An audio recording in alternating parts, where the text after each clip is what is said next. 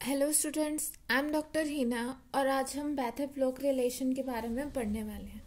So let's start. आज का lecture start करने से पहले मैं आपको पिछला लेक्चर रिकॉल करना चाहूँगी। इससे पहले हमने interaction of heavy charge particle for matter किया था। हमने किया था जब हैवी चार्ज पार्टिकल किसी भी मैटर से ट्रैवर्स होता है like this, so it will ionise और excite the atom along its path. ये अपने पाथ के जितने भी एटम्स हैं उनको आयनाइज या एक्साइट करता है और धीरे धीरे करके अपनी एनर्जी लॉस करता जाता है। और हमने एनर्जी लॉस इक्वेशन भी इस केस में की थी and that was minus dE/dx, that is rate of energy loss per unit path length. Energy loss है इसीलिए नेगेटिव सिंबल आया है and this is simply equals to z² e⁴ n z dash divided by 4 pi epsilon naught square me v square log base e to me v square divided by h. This was your Bohr's formula for stopping power. This was Bohr's formula for stopping power. इसको derive जब हमने किया था हमने basically interaction consider की थी incident heavy charge particle की, जिसके ऊपर चार्ज था ZE amount of incident heavy charge particle था। ZE उस पर चार्ज था, उसका मास था m और वेलोसिटी थी v।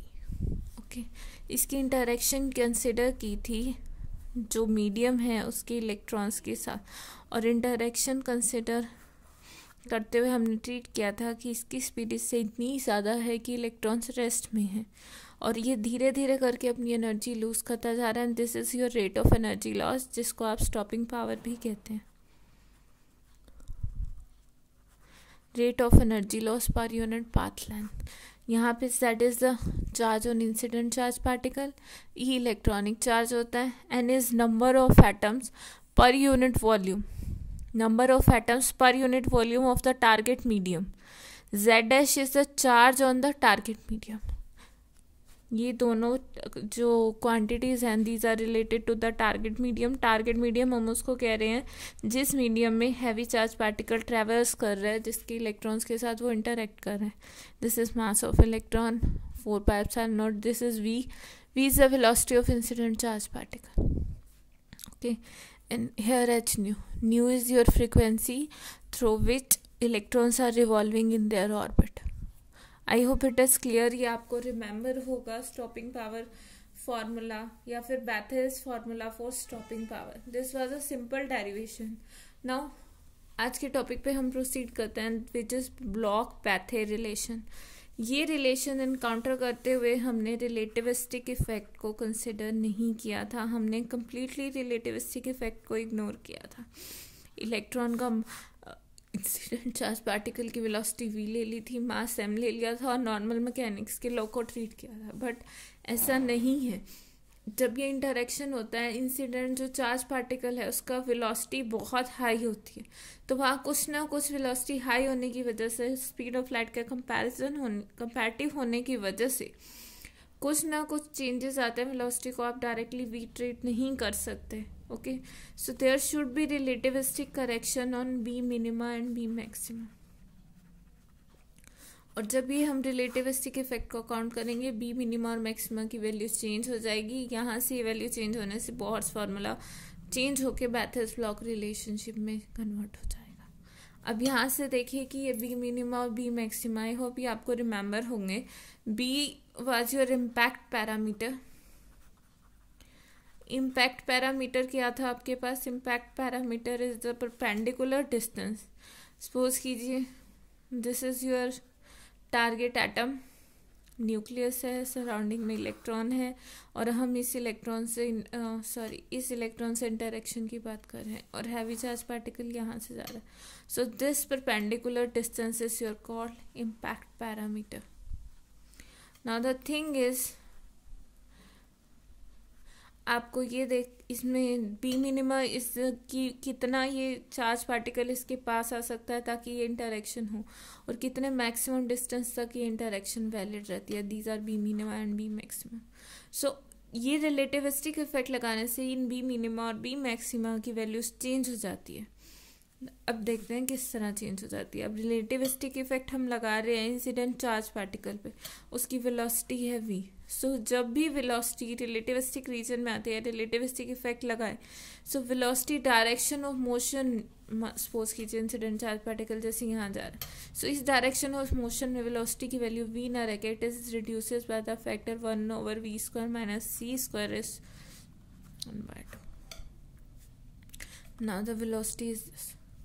पहले अगर वेलोसिटी हमने सिंपली v ट्रीट करी थी, बट अगर रिलेटिविस्टिक रीजन में जाती है, it is reduce by the factor 1 minus v² over c² 1/2। So velocity will become v divided by 1 minus v² by c² is to power 1/2। इस relativistic correction की वजह से your v maxima will become v, इसकी value थी v over nu, v is the velocity, nu frequency थी, so velocity अब बदल के v into 1 minus v² over c² raise to power 1/2 into new, ये हो जाएगी। सिमिलरली जब हमने b मिनिमा निकाला था, b मिनिमम कैसे निकाला था, अनसर्टेनिटी प्रिंसिपल से, और वहाँ से हमने b मिनिमा की वैल्यू निकाली थी। ओके, आई होप आपको ये सब रिमेंबर होगा कि हमने अनसर्टेनिटी प्रिंसिपल से बी मिनिमा की वैल्यू निकाली थी, and b minima value was h divided by 2 MeV was a maximum impact transfer to the electron. कि हम मानते हैं कि सबसे ज़्यादा इम्पैक्ट इस केस में आया है कि इंसिडेंट चार्ज पार्टिकल तो रेस्ट में आ गया और इलेक्ट्रॉन उसकी ट्वाइस ऑफ मोमेंटम से मूव कर गया डिफरेंट डायरेक्शन में। ओके, सो ये वैल्यू थी आपके पास बी मिनिमा की। और अब बी मिनिमा की वैल्यू यहाँ से देखो क्या हो जाएगी, v को हम रिप्लेस कर देंगे h divided by 2 me, v को रिप्लेस हो रहा है v divided by 1 over v divided by 1 minus v² over c² raise to power 1/2। So ultimately v मिनिमा will become h divided by 2 me v, ये complete के divide में है तो ऊपर चला जाएगा, so this is 1 minus v² over c² raise to power 1/2। Okay, so यहाँ ये अज्यूम किया जाता है कि ऑर्बिटल वेलोसिटी जो है इलेक्ट्रॉन की, that is very small as compare to the velocity of light c। Okay, so अब हमने रिलेटिविस्टिक केस लगा लिया, हमारे पास बी मिनिमा और बी मैक्सिमा की वैल्यू आ गई। और बी मिनिमा और बी मैक्सिमा की वैल्यू आने से पहले what was your relationship for the stopping power? That was minus dE by dx is equals to z square e raised to power 4 n divided by 4 pi epsilon naught square m e v square log base e b minim b maxima divided by b minima। So this was your relationship जहाँ पे b maxima और B minima की value substitute की थी equation derive करते हुए। So we are gonna simply replace this b maxima और B minima की वैल्यू। सो बी मैक्सिमा अब हमारे पास है, यहाँ पे अगर आप वैल्यू सब्स्टिट्यूट करेंगे, सो फर्स्ट ऑफ ऑल हम B maxima over B minima की वैल्यू निकालते हैं। So B maxima over B minima will become, B maxima की वैल्यू आपके पास थी v divided by nu into 1 minus v² over c² is to power 1/2 into B maxima की value है 2 MeV divided by h into 1 minus v² over c² की power 1/2। Okay, यही value है आपके पास B minima, B maxima over B minima. B minima की value थी h into V divided by h into, I hope आपको ये याद होगी B maxima divided by B minima, simply mathematics and nothing else. So finally you will get 2 MeV v² divided by h nu into 1 minus v² over c²। This is the value of your B maxima to B minima. Now the rate of energy loss will become minus dE by dx equals to z square e raised to power 4 into n। n को आप replace किया था हमने, n is the density और you can say that this is number of electrons per unit volume. अगर atom की terms में आप इसको लिखते हैं then N will be simply N. So हम स्मॉल एन की टर्म में कर रहे हैं Z square E raise to power 4 into N divided by 4 pi epsilon nought square M E V square log base e 2 me v square divided by h nu into 1 minus v square over c square. Okay, and you can rewrite this as z square e raised to power 4n divided by 4 pi epsilon naught square m e v square log base e 2 me v square divided by h nu. You know that log m by log n is log m minus log n, so this term will simply be log base e into 1 minus v square over c square. Okay, so this was developed, actually this formula was developed by Bethe. Okay उन्होंने quantum mechanical relationship लगाया answer और इसमें relativistic approach लगाई Bohr's formula में और एक additional factor add हो गया एंड दिस वाज दिस. ये अगर रिलेटिविस्टिक करेक्शन आप अकाउंट में लेते हैं तो ये फैक्टर ऐड हो जाता है. बट इसके बाद 1933 में एफ ब्लॉक उन्होंने जब ये रिलेशन कंपेयर किया एक्सपेरिमेंटल वैल्यू से, this is purely a theoretical relationship, theory दी उन्होंने कि इस तरह से वो पावर लॉस हो रहा है and all this thing is happening. But उन्होंने जब एक्सपेरिमेंटल रिजल्ट कंपेयर किए तो उन्होंने एक और एग्जैक्ट फार्मूला दिया जिसे हम कहते हैं बैथे ब्लॉक फार्मूला. एक और करेक्शन इस फार्मूला में ऐड कर दी, that use actual rate of energy loss minus D E by D X is equals to z square e raised to power 4. You can write it small n 4 pi epsilon naught square m e v square into log base e 2 m e v square divided by h nu minus log base e 1 minus v square by c square. ये अब यहाँ तक ऐसा रहेगा, एक additional term add हो जाती है minus we square over C square. Okay, so ये इसीलिए किया गया कि अगर आपकी इक्वेशन नॉन रिलेटिविस्टिक रीजन में है सो ये फैक्टर आपस में कैंसिल हो जाएगा और आप वापसी पहुंच जाएंगे नॉन रिलेटिविस्टिक बोहर्स इक्वेशन पे. Okay, so this was your correct form.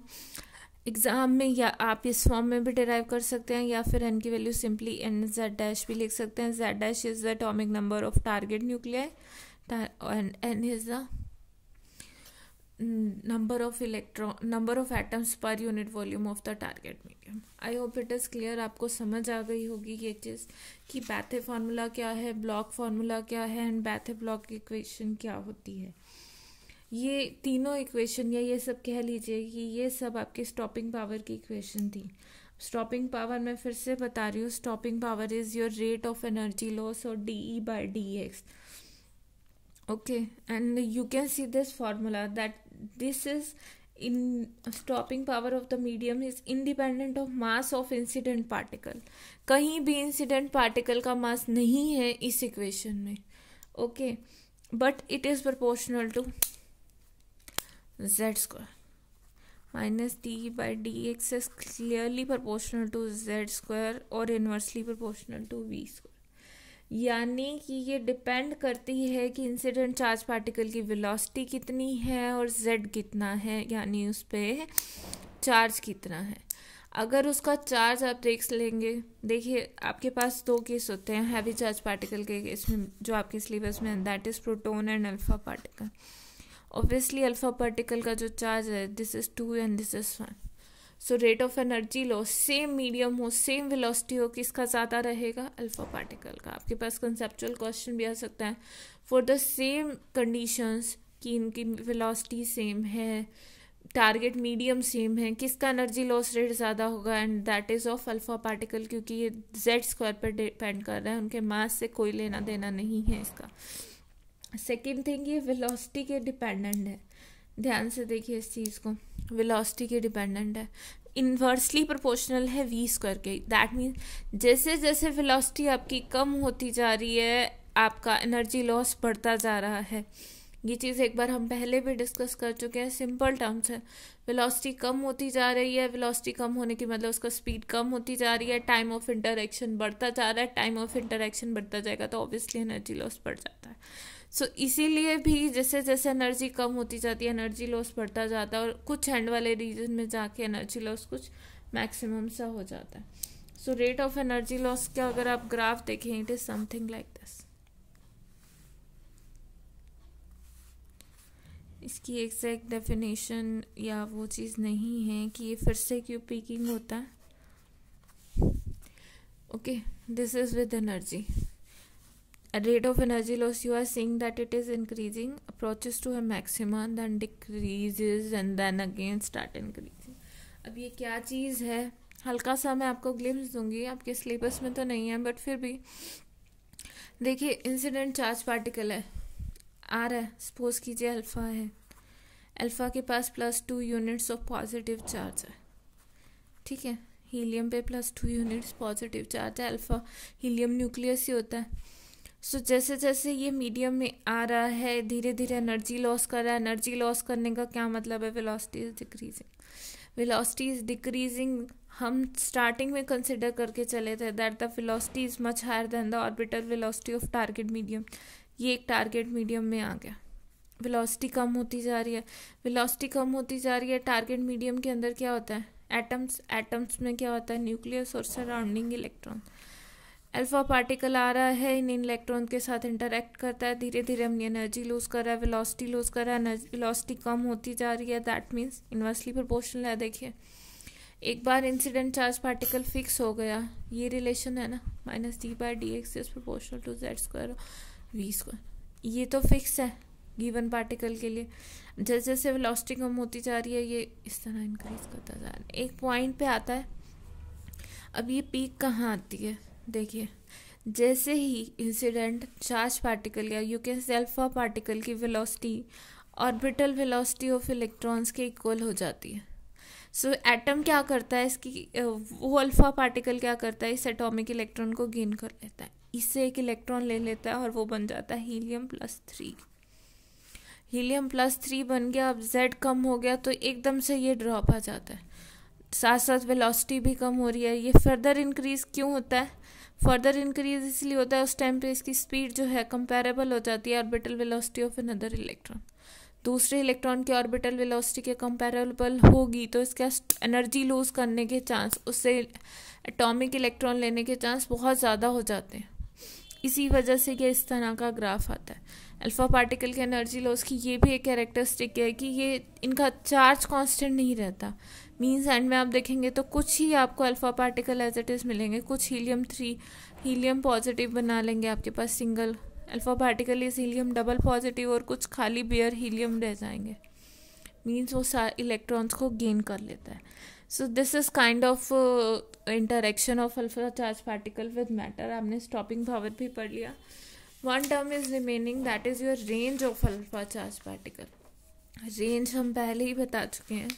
Range क्या होती है, range is the maximum distance travelled by the charge particle in a medium before coming to rest. So you can define range as the maximum distance traveled by a charged particle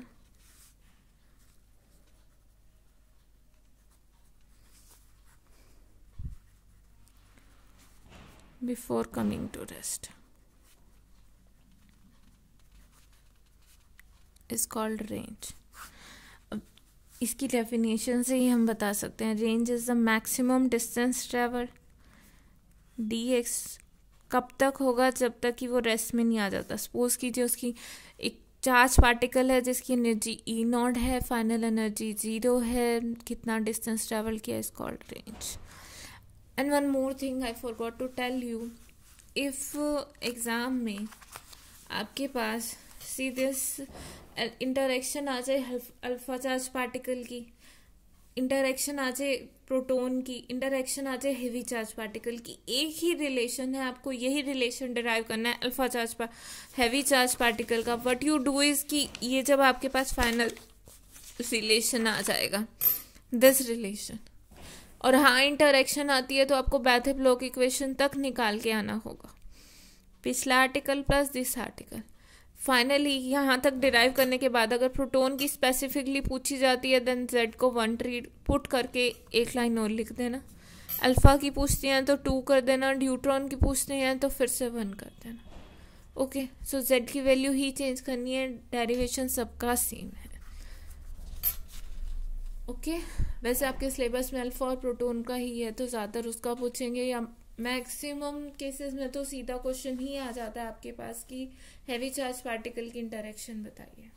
okay, so let's come to the topic range of alpha charge particle की range क्या is the maximum distance travel before coming to rest. So starting energy e naught से final energy जब तक उसकी zero नहीं होती तब तक हम कितना डिस्टेंस ट्रैवल कर चुके हैं। Okay, so you can rewrite this as E nought to zero, इसको मैं लिख सकती हूँ D E over D X का inverse into minus D E.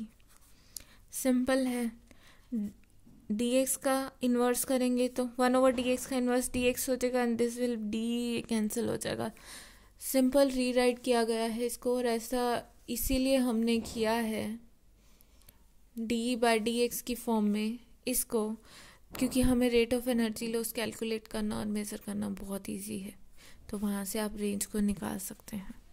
So your range will become, minus इसीलिए लिया क्योंकि रेट ऑफ एनर्जी लॉस है। सो यहाँ माइनस डी है, तो इसको अगर डी में कन्वर्ट करना है so it will be 0 to E nought D minus D E by D X का inverse into D E, and you can rewrite this as 0 to E nought D E over D E over minus D E over D x.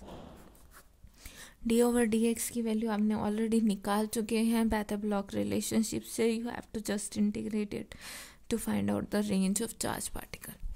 सो मैं फिर से लिख देती हूँ, this was your value of D by D X, rate of energy loss per unit path length, this is Z square E raise to power 4 N Z dash 4 pi epsilon nought square M E V square log base E into 2 v square over h nu minus log base e 1 minus v square over c square minus v square over c square. This was your value of dE by dx. Okay, so अगर हम इसकी बात करें और इसको यहाँ substitute करें, you can directly find out the range. आपके सिलेबस में ये सॉल्व करना नहीं है, so simply just right this and this. अब यहाँ से आप देखिए वी स्क्वायर ओवर, अगर हम बहुत हाई स्पीड या रिलेटिविस्टिक स्पीड की बात नहीं करते तो इस एक्सप्रेशन को खोल सकते हैं, वी स्क्वायर और C square is much much less than 1। इसको अगर आप एक्सपैंड करोगे सो क्या आएगा, -1 plus v square over C square minus we square over C square, higher powers को निगलेक्ट कर दे, log of 1। Okay, so nearly आप यहीं लेफ्ट कर जाते हैं, यहीं इसी के आसपास। और जैसे कि हमने पहले बोला था, for not very high speed minus d by D x, या फिर कह लो कि इंटरमीडिएट स्पीड रेंज में this is proportional to z square over v square. उसके मास पे डिपेंड नहीं करता है, किस पे डिपेंड कर रहा है, जेड पे और वी पे, उसके चार्ज पे और उसकी वेलोसिटी पे। और काइनेटिक एनर्जी क्या होती है आपके पास, half M V square. Capital M लिख रही हूँ ताकि कंफ्यूजन ना हो, this is electron mass, this is mass of the charge particle. और you can say that V square is proportional to E by M, और minus D E by D X is proportional to M Z square divided by E. Okay, और range का क्या relationship था, range is proportional to 0 to E nought E D E over M Z E square, क्योंकि D by D X system के proportional है। यहाँ पे D by D X की हमने वैल्यू रखी, M Z square over E denominator में था तो it will be E D over M Z square. Okay, so यहाँ से अगर देखेंगे इंटीग्रेशन बेसिकली पूरा सॉल्व नहीं कर रहे हैं, प्रोपोर्शनैलिटी टर्म्स ही देख रहे हैं। This is E naught square into n z square, mass constant रहता है z b. So r basically proportional होता है ई नॉट स्क्वायर के, या फिर हम और बेटर हम सिर्फ अप्रॉक्सीमेशन यूज़ करते जाते हैं, still a better approximation will give actual में जो एक्सपेरिमेंटल से हम देखते हैं R is proportional to E naught raise to power 3/2 और you can say that R is proportional to V cube. Range जो है वी क्यूब के प्रोपोर्शनल होती है। अगर आप उस सॉल्व करेंगे इंटेग्रल को तो इस तरह के रिलेशनशिप आपके पास आएंगे। और कुछ एम्पेरिकल रिजल्ट है चार्ज पार्टिकल के लिए जिसको मैं स्टेट कर देती हूँ।